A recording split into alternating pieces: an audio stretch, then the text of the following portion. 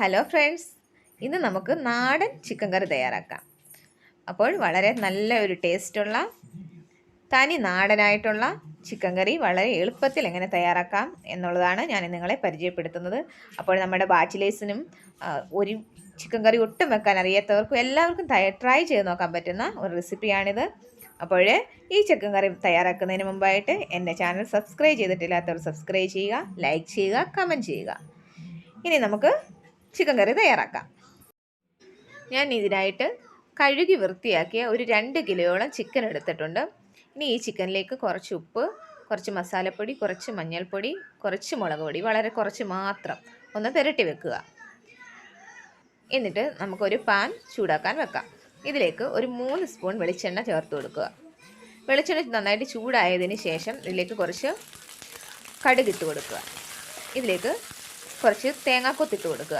അപ്പോൾ തേങ്ങാക്കൊത്ത് നന്നായിട്ടൊന്ന് വഴറ്റിയെടുക്കണം. തേങ്ങാക്കൊത്ത് ഓപ്ഷണലാണ്, നിങ്ങൾക്ക് അവൈലബിൾ ആണെങ്കിൽ ചേർത്ത് കൊടുക്കാം. തേങ്ങാക്കൊത്ത് ചേർത്ത് കൊടുത്താൽ ചിക്കൻ കറിക്ക് നല്ലൊരു ടേസ്റ്റ് കിട്ടും. എന്നിട്ട് അതിലേക്ക് ഒരു 3 സവാള അരിഞ്ഞതും ഒരു 3-4 പച്ചമുളക് അരിഞ്ഞതും ചേർത്ത് കൊടുക്കുക. എന്നിട്ട് ഇത് നന്നായിട്ടൊന്ന് വഴറ്റിയെടുക്കണം. അപ്പോൾ സവാള പെട്ടെന്ന് വഴറ്റി കിട്ടാൻ വേണ്ടി അതിലേക്ക് നമുക്ക് കുറച്ച് ഉപ്പ് കൂടി ചേർത്ത് കൊടുക്കാം. എന്നിട്ട് ഈ സവാള നന്നായിട്ടൊന്ന് വഴറ്റിയെടുക്കണം.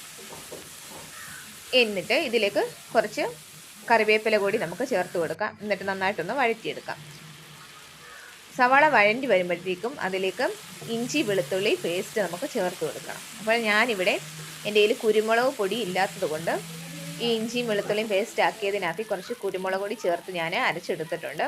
അപ്പോൾ സവാള നന്നായിട്ട് വഴറ്റി വന്നതിന് ശേഷം നമുക്ക് ഈ ഇഞ്ചി വെളുത്തുള്ളി കുരുമുളക് കൂടെ ചേർത്ത് അരച്ചെടുത്ത പേസ്റ്റ് ഇതിലേക്ക് ചേർത്ത് നന്നായിട്ടൊന്ന് വഴറ്റിയെടുക്കണം. അപ്പോൾ നിങ്ങൾ കുരുമുളക് പൊടിയാണ് ഉപയോഗിക്കുന്നതെങ്കിൽ ഈ സമയം നിങ്ങൾ വെളുത്തുള്ളിയും ഇഞ്ചിയും മാത്രം ചതച്ചത് ചേർത്ത് കൊടുത്താൽ മതി. കുരുമുളക് പൊടി നമ്മൾ മസാല ചേർക്കുന്ന സമയത്ത് ചേർത്ത് കൊടുത്താൽ മതി. എന്നിട്ട് നമുക്ക് ഇത് നന്നായിട്ട് വഴറ്റി എടുക്കാം. അപ്പോൾ ഇവിടെ നമ്മുടെ സവാളയൊക്കെ നന്നായിട്ട് വഴറ്റി വന്നിട്ടുണ്ട്. ഇനി നമുക്കിതിലേക്ക് മസാലകൾ ചേർത്ത് കൊടുക്കും. ഇതിനായിട്ട് ഞാൻ ഒരു 3 സ്പൂൺ മുളക് പൊടി, 2 സ്പൂൺ മല്ലിപ്പൊടി, ഒരു 1/2 സ്പൂൺ മഞ്ഞൾപ്പൊടി, 1 സ്പൂൺ മസാലപ്പൊടി, പിന്നെ വളരെ കുറച്ച് മാത്രം ഉലുവാപ്പൊടി എന്നിവ എടുത്തിട്ടുണ്ട്.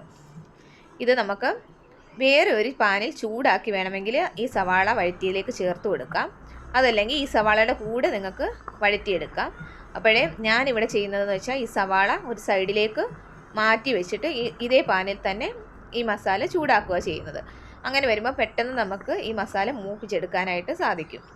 അതല്ലെങ്കിൽ ചിലപ്പോൾ മൂത്ത് വരാനായിട്ട് താമസം വരും. അപ്പോൾ കരിഞ്ഞു പോകാതെ നമുക്ക് ഈ മസാലകൾ നമ്മുടെ ആ പാനിൻ്റെ ഒരു സൈഡിലിട്ട് നന്നായിട്ടൊന്ന് ഇളക്കി കൊടുക്കണം. അപ്പം ചെറുതായിട്ട് ഒന്ന് മൂത്ത് വരുന്ന സമയത്ത് നമുക്ക് പിന്നീട് ഈ സവാളയുടെ കൂടെ തന്നെ ചേർത്ത് ഒന്നിച്ചങ്ങ് മൂപ്പിച്ചെടുക്കാം. അതല്ലെങ്കിൽ വേറൊരു പാനിൽ ഇത് കരിഞ്ഞു പോകാതെ ഒന്ന് മൂപ്പിച്ച് ഇതിലേക്ക് ചേർത്ത് കൊടുത്താലും മതി. അപ്പോൾ നമുക്ക് എളുപ്പത്തിൽ തയ്യാറാക്കാൻ ഇതാണ് എളുപ്പം. അപ്പോൾ നമുക്ക് ഈ മസാല ഒന്നിച്ച് ചേർത്ത് നന്നായിട്ട് മിക്സ് ചെയ്തെടുക്കണം. ഇനി ഇതിലേക്ക് നമുക്ക് എടുത്തു വെച്ചിരിക്കുന്ന ചിക്കൻ കൂടി ചേർത്ത് നന്നായിട്ടൊന്ന് ഇളക്കിയെടുക്കണം. ആവശ്യത്തിന് വെള്ളം ചേർത്ത് കൊടുക്കുക. അപ്പോൾ ഒരുപാട് വെള്ളത്തിൻ്റെ ആവശ്യമില്ല. എന്താണെന്ന് വെച്ചാൽ ചിക്കനിൽ നിന്ന് കുറച്ച് വെള്ളം ഇതിലേക്ക് ഇറങ്ങി വരും. അതുകൊണ്ട് നമുക്ക് ആവശ്യത്തിനുള്ള വെള്ളം ചേർത്ത് കൊടുക്കുക. ഈ സമയത്ത് കുറച്ച് ഉപ്പ് കൂടി ചേർത്ത് കൊടുക്കണം. വളരെ കുറച്ച് ചേർത്ത് കൊടുത്താൽ മതി. അതല്ലെങ്കിൽ കുറച്ച് തിളച്ചതിന് ശേഷം ചേർത്ത് കൊടുത്താലും മതി. എന്താണെന്ന് വെച്ചാൽ നമ്മൾ ചിക്കൻ പുരട്ടിയതിനകത്തിലും സവാള വഴറ്റിയതിലും ഉപ്പ് ചേർത്ത് കൊടുത്തിട്ടുണ്ട്. പിന്നെ കുറച്ച് തക്കാളി കൂടി നമുക്കിവിടെ ചേർത്ത് കൊടുത്ത് ഇത് നന്നായിട്ടൊന്ന് വേവിച്ചെടുക്കണം.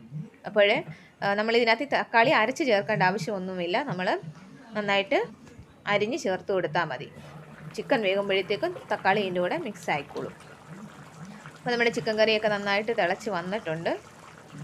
ഇനി അത് വേവുന്ന വരെ ഒന്ന് വെയിറ്റ് ചെയ്യാം. അപ്പോൾ നമ്മുടെ ചിക്കൻ കറി ഇവിടെ തയ്യാറായിട്ടുണ്ട്. ഞാൻ ഇതിലേക്ക് കുറച്ച് തേങ്ങാപ്പാൽ കൂടി ചേർത്ത് കൊടുക്കുന്നുണ്ട്. അപ്പോൾ തേങ്ങാപ്പാൽ ചേർത്ത് കൊടുക്കുന്നത് ഓപ്ഷണലാണ്. തേങ്ങാപ്പാൽ ചേർത്ത് കൊടുക്കാമെങ്കിൽ ചിക്കൻ കറിക്ക് വളരെ നല്ലൊരു ടേസ്റ്റ് കിട്ടും. അപ്പോൾ അതുകൊണ്ട് ഞാനിവിടെ കുറച്ച് തേങ്ങാപ്പാൽ ചേർത്ത് കൊടുത്തിട്ടുണ്ട്. ചേർത്ത് കൊടുത്തില്ലെങ്കിലും കുഴപ്പമൊന്നുമില്ല. അപ്പോൾ എല്ലാവരും ഈ റെസിപ്പി ഒന്ന് ട്രൈ ചെയ്ത് നോക്കണം. ഫീഡ്ബാക്ക് എന്നെ അറിയിക്കണം. എല്ലാവർക്കും വളരെ പെട്ടെന്ന് സിമ്പിളായിട്ട് തയ്യാറാക്കാൻ പറ്റുന്ന ഒരു റെസിപ്പിയാണ്. അപ്പോൾ എല്ലാവർക്കും താങ്ക് യു.